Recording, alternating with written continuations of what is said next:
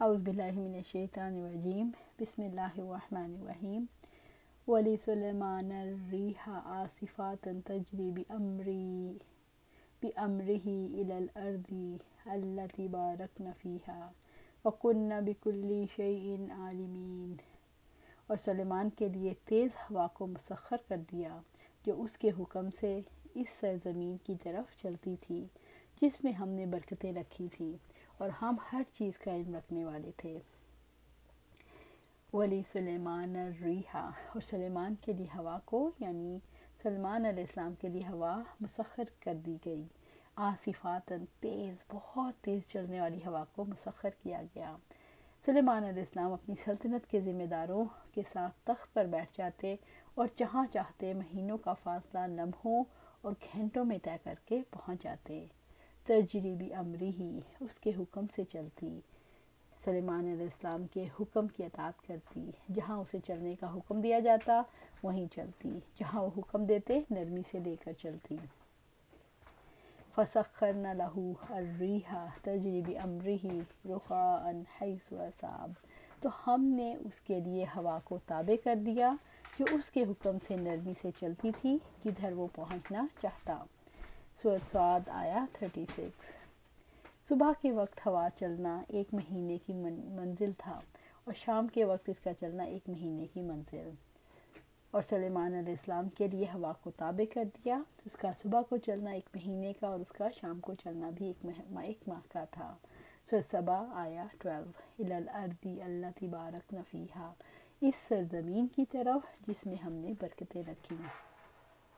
برکت والی زمین سے مراد شام کی زمین ہے جو سلیمان علیہ السلام کا علاقہ تھا۔ سلیمان علیہ السلام مشرق اور مغرب میں ہوائی سفر کرتے تھے۔ وَكُنَّا بِكُلِّ شَيْءٍ عَالِمِينَ، اور ہم ہر چیز کا علم رکھنے والے تھے۔ اللہ تعالیٰ نے فرمایا ہم ہر چیز کو جاننے والے ہیں، یعنی ہمارا علم اور مطلق اور بے قید ہے۔ اللہ تعالیٰ کا علم ہر اس چیز کا احاطہ کیے ہوئے ہے جو لوگوں سے پوشیدہ ہے یا ان کے سامنے ظاہر ہے۔ وَمِنَ الشَّيَاطِينِ مَن يَغُوصُونَ لَهُ وَيَعْمَلُونَ عَمَلًا دُونَ ذَلِكَ وَكُنَّا لَهُمْ حَافِظِينَ، اور شیاطین میں سے بھی جو اس کے لیے غوطہ لگاتے اور اس کے علاوہ دوسرے کام بھی کرتے اور ہم ہی ان کے نگہبان تھے۔ سورۃ الانبیاء آیا 82۔ وَمِنَ الشَّيَاطِينِ، اور شیاطین میں سے جو اس کے لیے غوطہ لگاتے اور اس کے علاوہ دوسرے بھی کام کرتے۔ شیاطین سے مراد جن ہیں جن کو اللہ تعالیٰ نے سلیمان علیہ السلام کے تابع کر دیا۔ جنات سمندر میں غوطے لگا کر سلیمان علیہ السلام کے لیے موتی اور جواہر نکالنے کے کام پر مقرر کیے گئے۔ اللہ سبحانہ تعالیٰ سورۃ صاد آیات 37 اور 38 میں فرماتے ہیں، اور شیاطین کو بھی ہر قسم کے مامار اور ماہر غوطہ خور تابع کر دیا تھا اور دوسروں کو بھی جو زنجیروں میں جکڑے تھے۔ جنات اور شیاطین کو سلیمان علیہ السلام کے لیے مسخر کر دیا، ان کے لیے ایسے ایسے کام کرتے جو ان کے سوا اور کوئی نہیں کر سکتا تھا۔ ان میں سے ایک گروہ کو بیت المقدس کی تعمیر کے لیے مسخر کر رکھا تھا۔ ان میں سے کچھ اونچی عمارتیں، حوض، دیگیں اور لکن وغیرہ بناتے، جیسے کہ اللہ سبحانہ تعالیٰ سورۃ سبا آیا 13 میں فرماتے ہیں، وہ اس کے لیے تیار کر دیتے جو وہ چاہتا، عالیشان عمارتیں، مجسمے اور حوض نما لگن اور ایک جگہ جمع ہوئی دیگیں۔ اے آل داؤد، شکر کے لیے عمل کرو۔ ابو ہریرہ رضی اللہ تعالیٰ عنہ سے روایت ہے کہ آپ صلی اللہ علیہ وسلم نے فرمایا، ایک سرکش جن گزشتہ شب میرے سامنے آیا یا اس کی مثل کوئی کلمہ فرمایا تاکہ میری نماز قطع کر دے، مگر اللہ تعالیٰ نے مجھے اس پر قابو دے دیا اور میں نے چاہا کہ مسجد کے ستونوں میں سے کسی ستون کے ساتھ باندھ دوں تاکہ صبح کو اسے تم لوگ دیکھو۔ پھر مجھے اپنے بھائی سلیمان علیہ السلام کی دعا یاد آئی، اے میرے پروردگار، مجھے ایسی سلطنت دے جو میرے بعد کسی کو نہ ملے۔ حدیث روح نے بیان کیا کہ نبی صلی اللہ علیہ وسلم نے اس شیطان کو ذلیل کر کے دھتکار دیا۔ وَكُنَّا لَهُمْ حَافِظِينَ، اور ہم ہی ان کے نگہبان تھے۔ رب العزت نے اپنی قوت کے ذریعے جنات کو ان کافروں ان کا فرما بردار بنا رکھا تھا، جس کی وجہ سے نافرمانی نہیں کر سکتے تھے۔ شیاطین ان کی ساتھ زیادتی نہیں کر سکتے تھے، ہر جن ان کے قبضے میں تھا۔ انہیں سلیمان علیہ السلام کے قریب جانے کی ہمت نہ ہوتی۔ سلیمان علیہ السلام کا اختیار تھا کہ انہیں گرفتار رکھیں یا چھوڑ دیں۔ اللہ تعالیٰ نے فرمایا ان کو سنبھالنے والے ہم تھے، یعنی ان کی سرکشی اور فساد سے اللہ تعالیٰ نے سلیمان علیہ السلام کی حفاظت کی، اس وجہ سے وہ ان کے حکم کے آگے سر تسلیم خم کیے ہوئے تھے۔ وَأَيُّوبَ إِذْ نَادَىٰ رَبَّهُ أَنِّي مَسَّنِيَ الضُّرُّ وَأَنْتَ أَرْحَمُ الرَّاحِمِينَ۔ اور ایوب علیہ السلام کو جب اس نے اپنے رب کو پکارا، یقیناً مجھے تکلیف پہنچی ہے اور تو سب رحم کرنے والوں میں سے زیادہ رحم کرنے والا ہے۔ ایوب علیہ السلام، سورۃ الانبیاء آیہ 83۔ وَأَيُّوبَ، اور ایوب کو یاد کرو۔ ایوب علیہ السلام 9ویں صدی قبل مسیح کے پیغمبر تھے۔ ان کا تعلق بنی اسرائیل سے تھا۔ وہ دولت مند تھے، کھیتی، مویشی، مکانات اور اولاد کی اتنی کثرت تھی کہ مشرق میں یہ کہا جانے لگا ان سے بڑا کوئی آدمی نہیں۔ ایوب علیہ السلام اللہ تعالیٰ کے شکر گزار اور وفادار بندے تھے۔ ایوب علیہ السلام کی زندگی دولت اور عزت پانے کے باوجود ایک عاجز انسان کی زندگی تھی۔ اِذْ نَادَىٰ رَبَّهُ، جب اس نے اپنے رب کو پکارا۔ ہمارے بندے ایوب کے صبر اور ان کے شکر کا ذکر کرو۔ انہیں ہم نے مال اور اولاد کی بڑی سخت آزمائش میں مبتلا کیا۔ انہیں بیماری لگا دی اور ان کا مال اور اولاد چلے گئے تو انہوں نے صبر کیا۔ اللہ تعالیٰ نے ایوب علیہ السلام کو صبر کرنے والا اور اپنی رضا پر پوری طرح راضی پایا۔ اللہ نے ان کو صبر کرنے والا اور اپنی رضا میں پوری طرح راضی پایا۔ انی مسنی الضر وانت ارحم الراحمین، یقیناً مجھے تکلیف پہنچی ہے اور تو سب رحم کرنے والوں میں سے زیادہ رحم کرنے والا ہے۔ اللہ تعالیٰ کی طرف سے ابتلا اور آزمائش کے طور پر شیطان کو آپ پر مسلط کر دیا گیا۔ شیطان نے آپ کے جسم پر پھونک ماری، جس کے نتیجے میں جسم پر بڑے بڑے پھوڑے بن گئے۔ وہ اس امتحان اور مصیبت میں مدت تک مبتلا رہے۔ اسی دوران میں آپ کے گھر والے وفات پا گئے، آپ کا تمام مال چلا گیا۔ ایوب علیہ السلام نے اپنے رب کو پکارا، پس انہوں نے اپنے حال کے ذکر کو وسیلہ بنا کر اللہ تعالیٰ سے دعا کی۔ اب تکلیف اپنی انتہا کو پہنچ گئی ہے۔ صحیح روایت کے مطابق آپ کا یہ بیماری یا ابتلا کا دور 12 سال ہے۔ اسامہ بن زید کی روایت ہے کہ آپ صلی اللہ علیہ وسلم نے فرمایا، یقیناً اللہ تعالیٰ بادشاہ ہے اور بادشاہ کو اسی نام سے پکارنا چاہیے، یا ارحم الراحمین، اے رحم کرنے والوں سے زیادہ رحم کرنے والے۔ جس نے 3 مرتبہ یہ کہا کہ اللہ تعالیٰ اس کی دعا قبول کر لیتا ہے۔ پھر آپ صلی اللہ علیہ وسلم نے فرمایا، پھر اس سے اس نام کے ساتھ سوال کرو۔ انس بن مالک رضی اللہ تعالیٰ سے روایت ہے کہ آپ صلی اللہ علیہ وسلم ایک آدمی کے پاس سے گزرے، وہ کہہ رہا تھا، یا ارحم الراحمین، اے سب رحم کرنے والوں سے زیادہ رحم کرنے والے۔ تو آپ صلی اللہ علیہ وسلم نے فرمایا، سوال کرو۔ جب تم نے یہ کہا یا ارحم الراحمین تو اللہ تعالیٰ نے تجھ پر نظر لگا دی، یعنی اللہ تعالیٰ نے تیری طرف توجہ کر لی۔ فَاسْتَجَبْنَا لَهُ فَكَشَفْنَا مَا بِهِ مِنْ ضُرٍّ وَآتَيْنَاهُ أَهْلَهُ وَمِثْلَهُ مَعَهُمْ رَحْمَةً مِّنْ عِنْدِنَا وَذِكْرَىٰ لِلْعَابِدِينَ۔ تو ہم نے اس کی دعا قبول کر لی، بس اسے جو تکلیف تھی ہم نے دور کر دی، اور ہم نے اس کے اہل و عیال اسے دیے اور ان کے ساتھ ان جیسے اور بھی، اپنی طرف سے رحمت کے طور پر ان کی نصیحت کے لیے جو عبادت کرنے والے ہیں۔ سورۃ الانبیاء آیہ 84۔ فَاسْتَجَبْنَا لَهُ، تو ہم نے اس کی دعا قبول کر لی۔ ایوب علیہ السلام کی یہ دعا 18 سال بعد پوری ہوئی۔ اللہ تعالیٰ نے انہیں صحت، مال اور گھر والوں سے نوازا۔ فَكَشَفْنَا مَا بِهِ مِنْ ضُرٍّ، بس اسے جو تکلیف تھی ہم نے دور کر دی۔ اللہ رب العزت نے اپنے رحمت سے دعا قبول کر لی اور فرمایا، اور اپنا پاؤں مارو، یہ نہانے اور پینے کا ٹھنڈا پانی ہے۔ سورۃ صاد آیہ 42۔ ایوب علیہ السلام نے زمین پر ایڑی ماری اور ایک چشمہ جاری ہو گیا۔ انہوں نے اللہ کے حکم سے ٹھنڈا پانی پیا اور غسل کیا، اور اللہ تعالیٰ نے ان کی تکلیف دور کر دی۔ اللہ رب العزت نے ساری صورتحال بدل دی، تکلیف کو صحت میں بدل دیا، فقر کو مالداری میں بدل دیا اور اپنی رحمت سے بیوی اور بچے بھی لوٹا دیے، عطا فرما دیے۔ ایوب علیہ السلام نے صبر کیا اور اپنے سارے معاملات کو اللہ کے حوالے کر دیا تو اللہ تعالیٰ نے ہر چیز لوٹا دی۔ وَآتَيْنَاهُ أَهْلَهُ، اور ہم نے اس کے اہل و عیال اسے دیے، یعنی اللہ تعالیٰ نے ان کا گھر، ان کا مال، بیوی بچے واپس لوٹا دیے۔ وَمِثْلَهُمْ مَعَهُمْ، اور ان کے ساتھ ان جیسے اور بھی۔ رب العزت نے انہیں رسی کے بعد مزید اولاد بھی عطا فرمائی اور کثیر مال بھی عطا فرمایا۔ ابو ہریرہ رضی اللہ تعالیٰ عنہ بیان کرتے ہیں کہ آپ صلی اللہ علیہ وسلم نے فرمایا، ایوب علیہ السلام کپڑے اتار کر غسل کر رہے تھے کہ سونے کی چڑیاں ان پر گرنے لگیں۔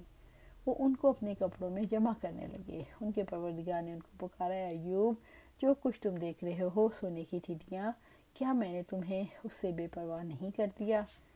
انہوں نے عرض کیا، صحیح ہے اے رب العزت، لیکن تیری برکت سے میں کس طرح بے پرواہ ہو سکتا ہوں؟ رحمت من عندنا، اپنی رحمت سے رحمت کے طور پر۔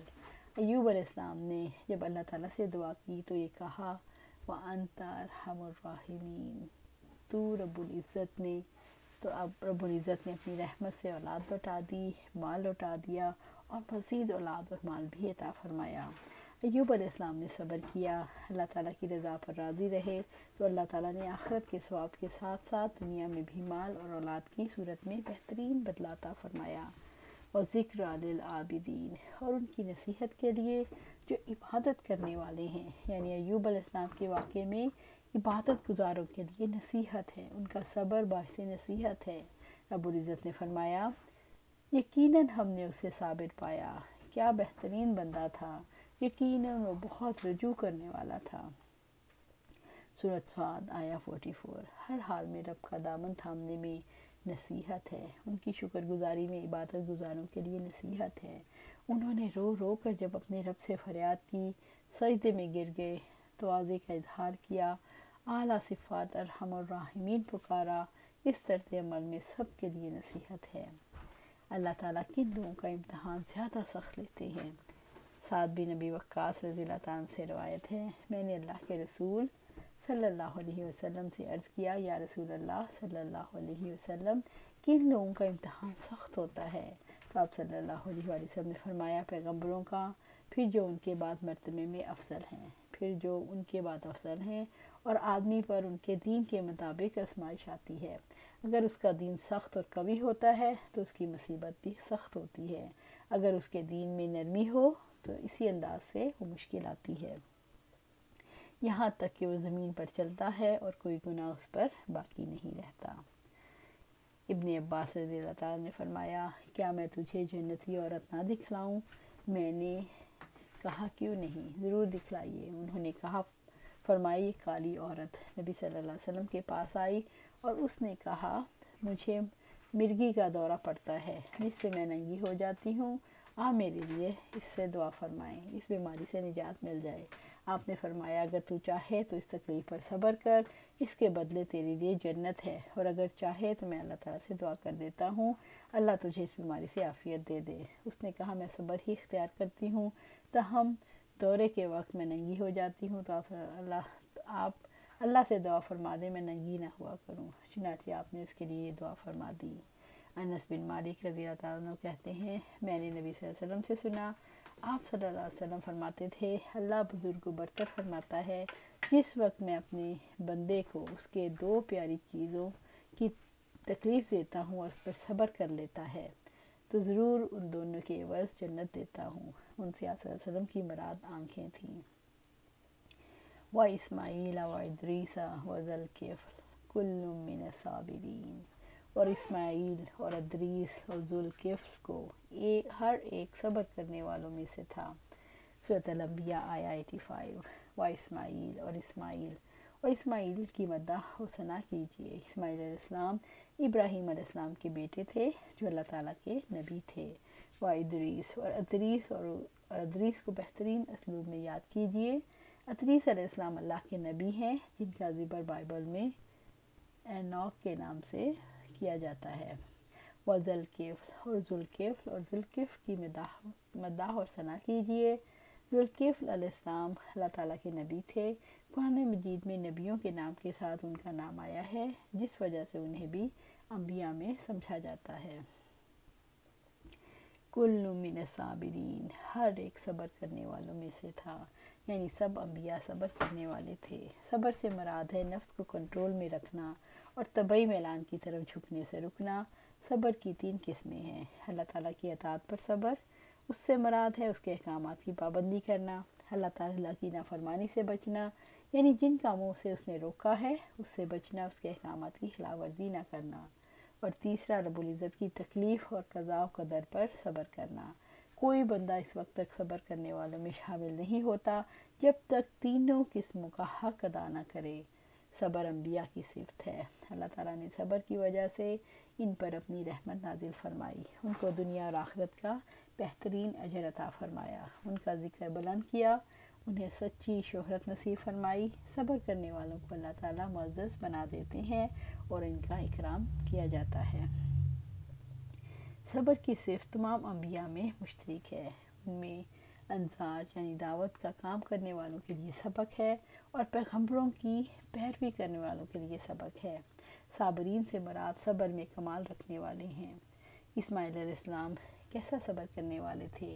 बाप को ख्वाब आया, बेटा ज़िबह कर दो, तो इस्माइल अलैहिस्सलाम ने अपनी गर्दन पर छुरी चलाने के लिए खुद कहा, ऐ मेरे अब्बा जान, जो आपको हुक्म दिया जा रहा है कर दीजिए। फिर कहा, इंशाअल्लाह आप मुझे सब्र करने वालों में से पाएंगे। सूरत अस-साफ़ात आया 102।